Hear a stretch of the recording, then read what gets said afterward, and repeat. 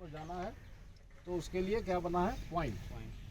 Point का कोई भी पॉइंट जो होता है, पॉइंट का दो पार्ट होता है। एक होता है टंग रेल, इसको बोलते हैं टंग रेल, ये होता है स्टॉक रेल। ठीक है, टंग रेल, स्टॉक रेल। पॉइंट में जनरली जो पॉइंट होता है वो पॉइंट में दो ठो टंग रेल होता है, समझिए, टंग दो ठो होता है। और किसी किसी पॉइंट में जैसे कट पॉइंट होता है इसको बोलते हैं, उसमें एक ही टंग रेल होता है।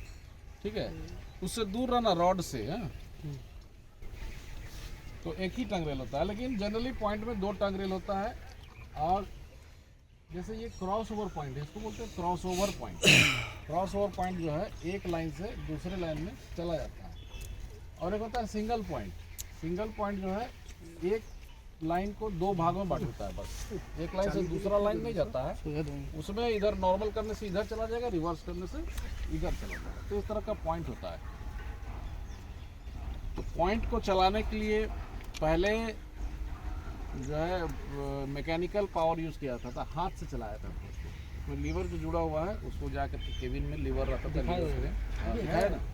हाँ, तो अब तो मैक्सिमम बदल गया, अब सब मोटर पॉइंट हो गया। अब मोटर से चलता है, मोटर लगा रहता है, मोटर का कनेक्शन जहाँ से कंट्रोलिंग है वहाँ दिया रहता है, वहाँ स्विच दबाता है, ये चल जाता है। तो पॉइंट का दो डायरेक्शन होता है, नॉर्मल और रिवर्स।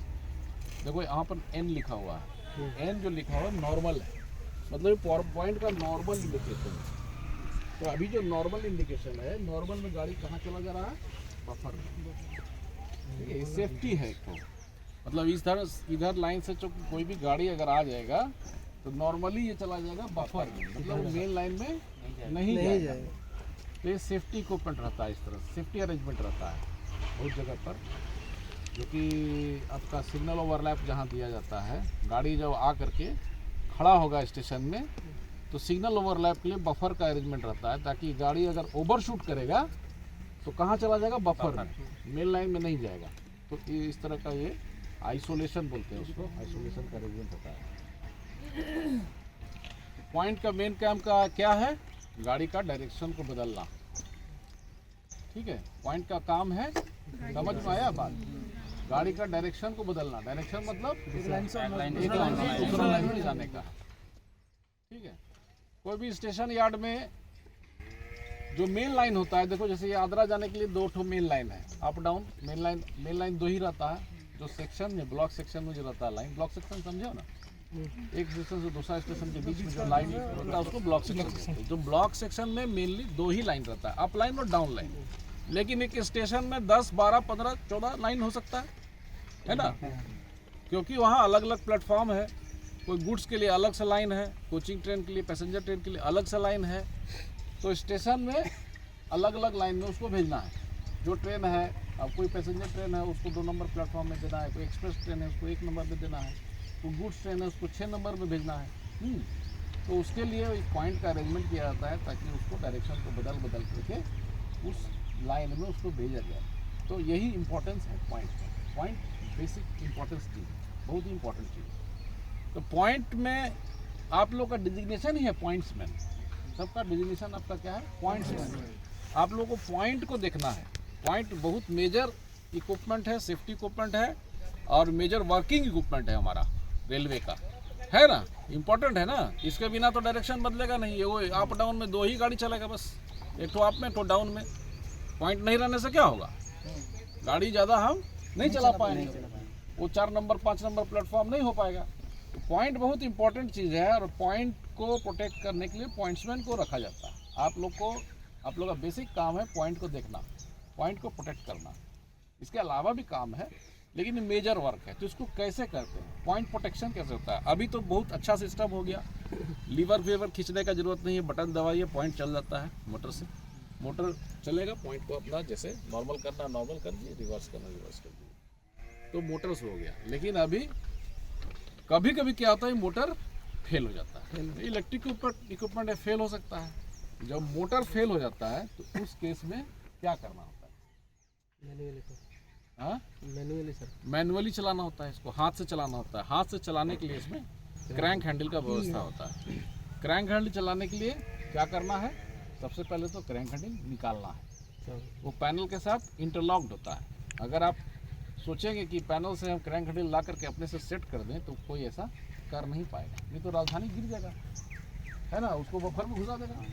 कोई अगर इस पॉइंट को अगर राजधानी इधर से आ रहा है मेन लाइन में भेजना है और कोई आके क्रैंक हैंडल चला के इसको बफर में सेट कर देगा तो राजधानी बफर में चला जाएगा।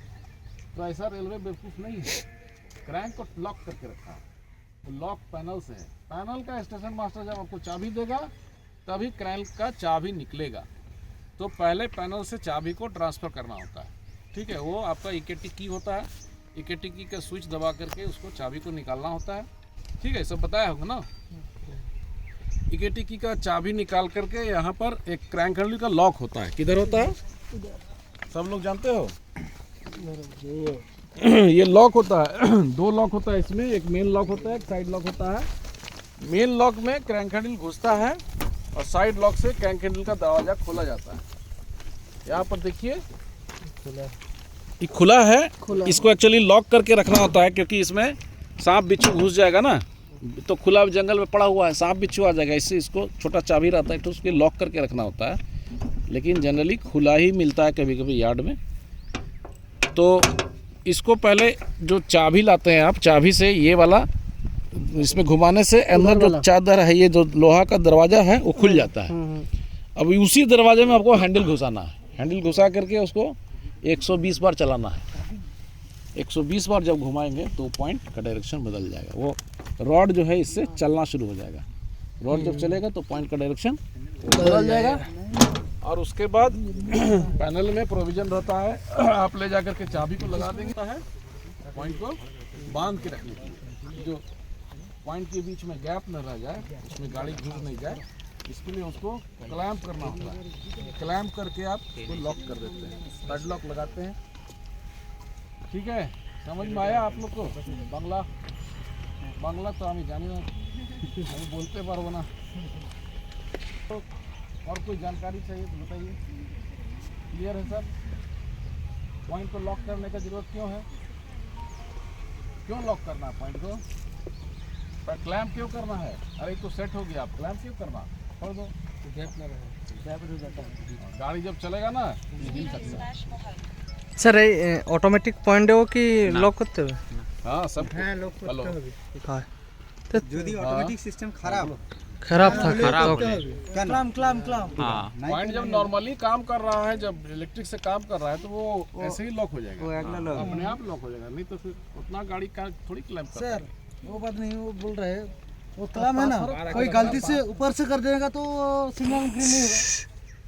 सिग्नल ग्रीन क्या नहीं होगा, वो तो नौ फेलियर तो क्या फेलियर कैसे तो क्लाम नहीं हो जाएगा, सिग्नल ग्रीन तुम्हारा हो जाएगा। अगर वो चाबी ले जाके दे देगा तो सिग्नल हो जाएगा, नहीं वो लेकिन वो चार गलती से सीट। अगर कर देगा तो गाड़ी गिर जाएगा उसमें। गाड़ी नहीं गिर वो जाएगा। चार सीट। बता देगा ना, हाँ? टक सर्किट है ना, नहीं, ट्रैक सर्किट नहीं, उससे नहीं, क्या होता है? ट्रैक सर्किट उससे शॉर्ट नहीं ট্রাক होगा। সার্কিট এখানে নেই। अरे इतना ट्रैक ये तो पॉइंटमैन दीदी